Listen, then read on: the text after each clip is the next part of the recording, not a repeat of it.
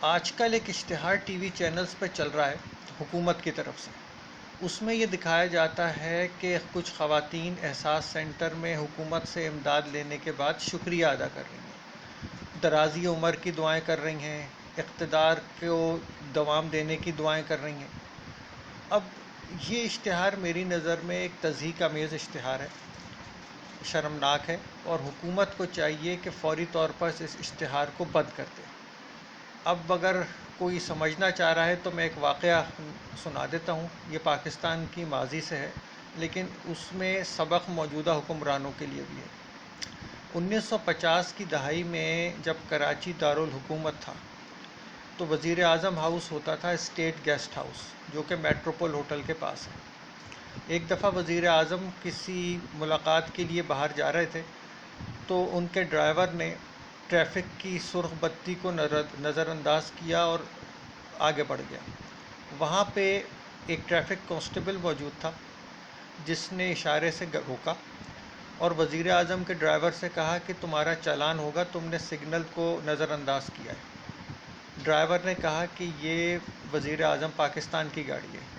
تو کانسٹیبل نے جواب دیا کہ میرے پاس جو احکامات ہیں اس میں کہیں یہ نہیں لکھا کہ وزیر اعظم لال بتی کو توڑ سکتے ہیں، لہٰذا چالان ہوگا۔ وزیر اعظم نے کہا کہ آپ چالان کر دیں میرا۔ گاڑی کا چالان ہوتا ہے، کاغذی کارروائیاں ہوتی ہیں، سب کام ہو جاتا ہے۔ اس کے کچھ عرصے بعد وزیر اعظم اپنے گھر میں ایک بڑی تقریب کرتے ہیں۔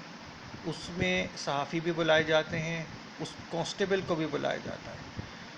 یہ واقعہ مجھے ایک صحافی نے سنایا تھا جو اس تقریب میں موجود تھے۔ ان کو اب یہ تو یاد نہیں کہ وزیر اعظم چودھری محمد علی تھے یا آئی چندری گر، لیکن بہرحال واقعہ انہیں یاد ہے۔ وہ یہ کہتے ہیں کہ جب وزیر اعظم نے اس کانسٹیبل کو اسٹیج پہ بلایا اور اس کی تعریف کی اور اس کو میڈل دیا تو اس نے وہاں مائک ہاتھ سے لے کے وزیر اعظم کے یہ کہا کہ آپ بہت غلط روایت ڈال رہے ہیں۔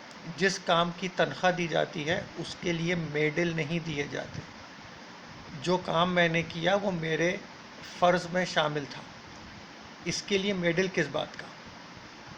یہ میڈل میں نہیں لے سکتا۔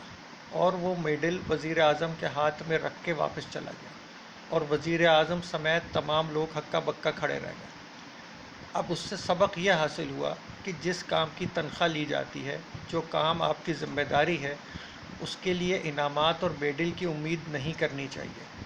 اسی لیے اگر حکومت احساس پروگرام کے ذریعے امداد تقسیم کر رہی ہے تو یہ اس کا فرض ہے اور فرض رہے گا۔